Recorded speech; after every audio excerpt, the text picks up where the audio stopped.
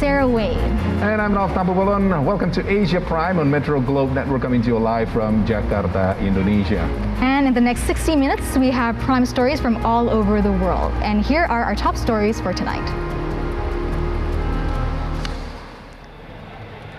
The Tokyo Olympics is still on schedule, which will start this July.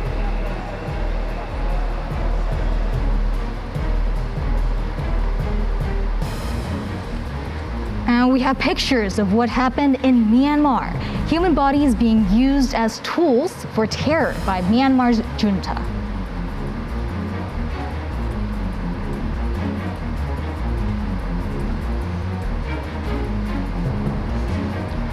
And how do orangutans survive during this pandemic? We will discuss with the Orangutan Protection.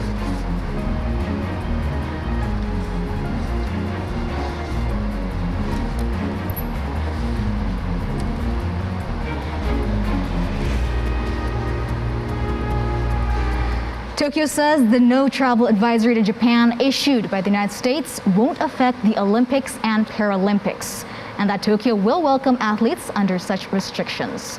Tokyo 2020 President Seiko Hashimoto says on Tuesday that the Olympics is still on schedule. On Monday, U.S. Center for Disease Control and Prevention and the State Department warned Americans against traveling to Japan due to a surge in the coronavirus cases in the country. The alert does not ban U.S. citizens from visiting Japan, but they might have an impact on insurance rates for travelers and may factor into decisions by Olympic athletes and spectators as to whether to compete in or attend the games scheduled to start in July.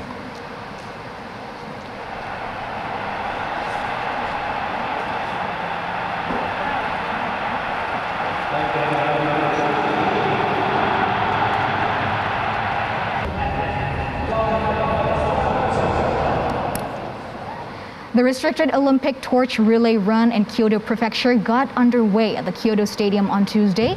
With street runs canceled, the 2 days torch relay would be confined to the stadium with different torchbearers running short legs.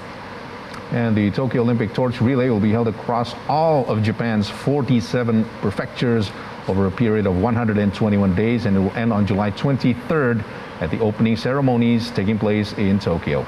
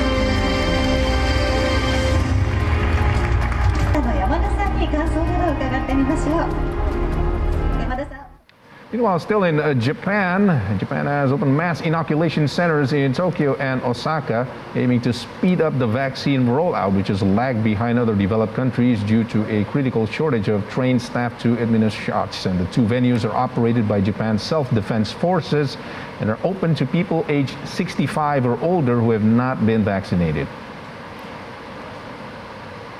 Japan's rollout of COVID-19 vaccines began belatedly in mid-February, several months behind the United States and many other countries. Officials blamed a shortage of the Pfizer vaccine from Europe as the main culprit of the delay. But 3 months later, with shipments stabilized and officials attempting to accelerate vaccines, Japan remains one of the world's least protected countries from the virus. This comes after International Olympic Committee Vice President John Coates said that the Tokyo Olympics will go ahead even if a state of emergency were enforced in Japan. Coates' defiant tone has stirred a backlash in Japan, where 60 to 80% in polls say they do not want the Olympics to open in 2 months in the midst of a pandemic.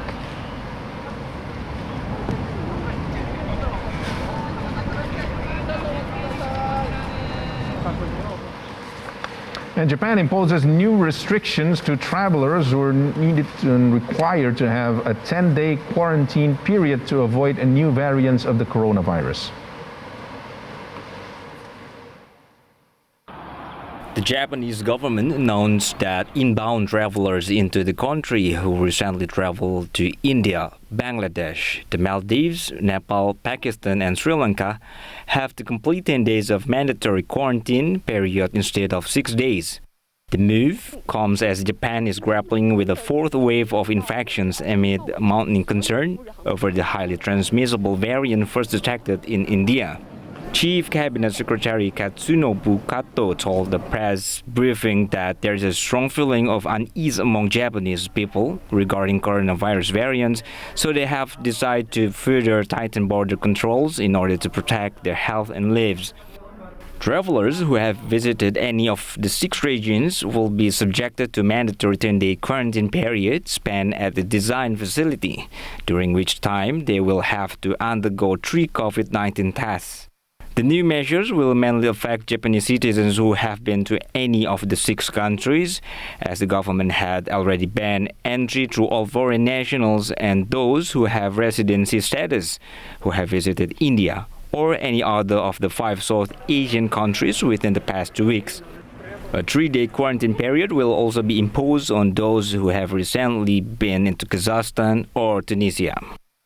Anggia Sibuan for Metro Globe Network.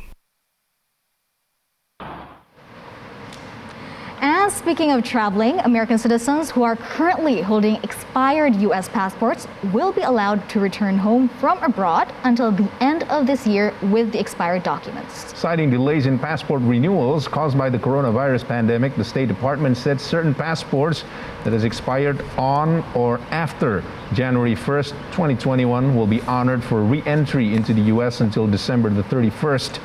It is because the pandemic has forced the department and most embassies and consulates to close down or significantly reduce passport services. The closures of U.S. facilities and consulates and embassies abroad resulted in waiting times of more than 2 months in some cases for processing passport renewals, and a significant backlog of applications remains. The department cautioned, though, that recently expired passports are not valid for international travel from the United States or for travel between third countries that is not directly linked to return travel to the U.S. Among the requirements are that the expired passport was originally valid for 10 years, that the passport has not been damaged or altered, and that the traveler has physical possession of the document. With the continued rollout of coronavirus vaccinations, more Americans are also making plans to travel overseas. But they are also warned international travelers can run into other problems beyond expired identification.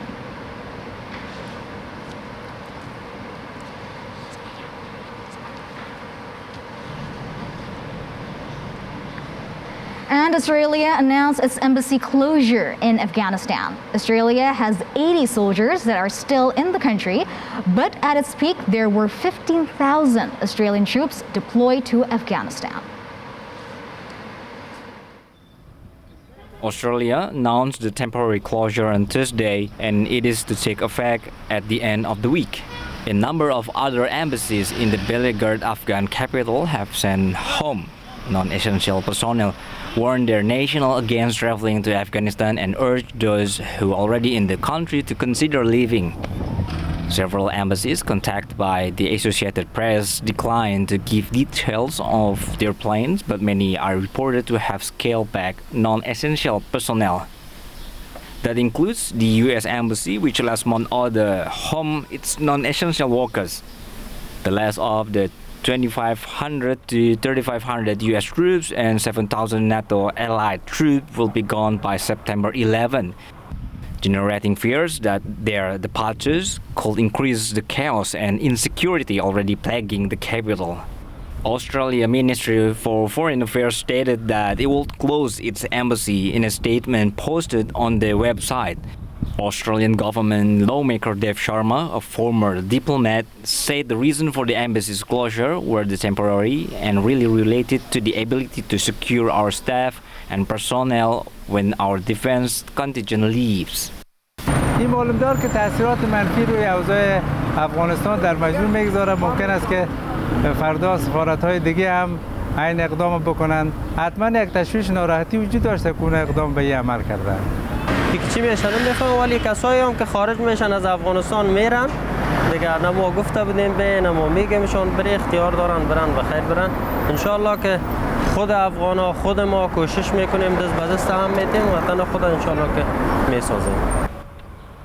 Embassies in Afghan capital are located in a so-called green zone, considered the most heavily protected. The Afghan foreign minister said in a statement Tuesday it was committed to providing the embassies with security.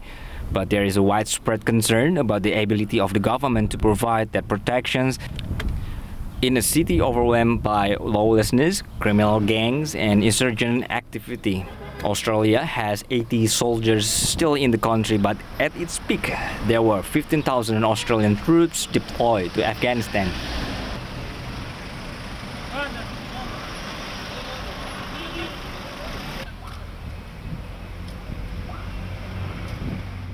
Now moving on to Myanmar, where the junta uses bodies as tools of terror. Videos recorded in different cities there show something eerily similar. Military and police forces taking away the bodies of people. Now the photos and video that you're about to see is validated.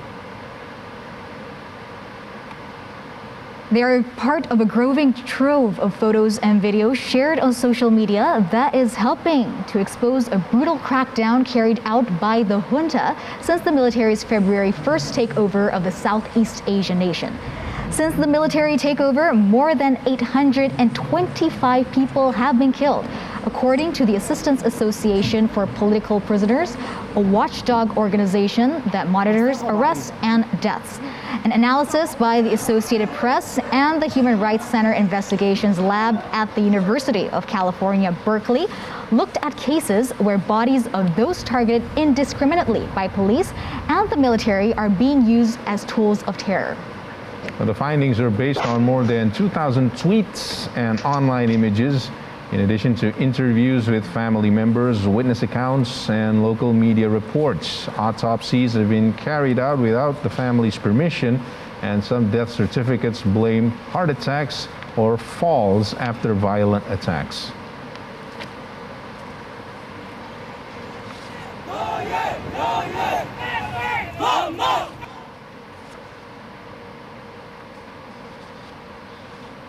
Moving on to India, rural areas in India are seeing a surge of COVID-19 cases amid of a second wave of infections in the country, while shortages of medical supplies undermine efforts to treat the patients. The coronavirus case count in India's larger city is starting to turn around. However, the situation in rural areas is deteriorating. East India's Katapada village, home to just 200 households, has seen more than 20 confirmed cases amid the latest resurgence, compared with just one case in the first wave. According to official statistics, Afghanistan, where the village is located, has reported more than 500 COVID-19 cases. ବର୍ତ୍ତମାନ ଆମେ ଏଇ ପାଖାପାଖି ଆମର CHC ଗଲେ କଣାସ ଗଲେ ସେଠି କୌଣସି ପ୍ରକାର ବେଡ୍ ମିଳୁନି ଆଉ ଅକ୍ସିଜେନର ବି ବହୁତ ଅସୁବିଧା ଲୋକମାନେ ଏଠୁ ଗଲେ କଣାସରେ ପ୍ରପର ଟ୍ରିଟମେଣ୍ଟ ପାଉନାହାନ୍ତି ଭୁବନେଶ୍ୱରରେ ବି ପ୍ରପର ଟ୍ରିଟମେଣ୍ଟ ପାଉନାହାନ୍ତି.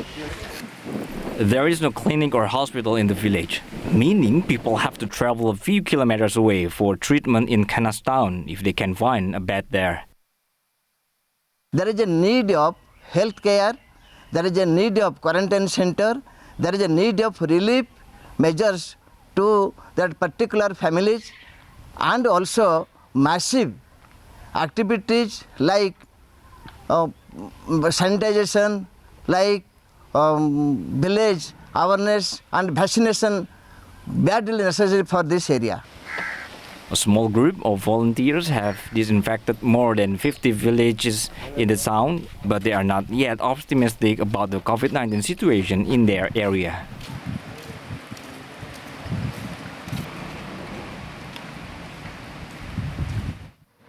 Coming up, how do orangutans, especially in the island of Borneo, survive the pandemic? Stay with us on Asia Prime.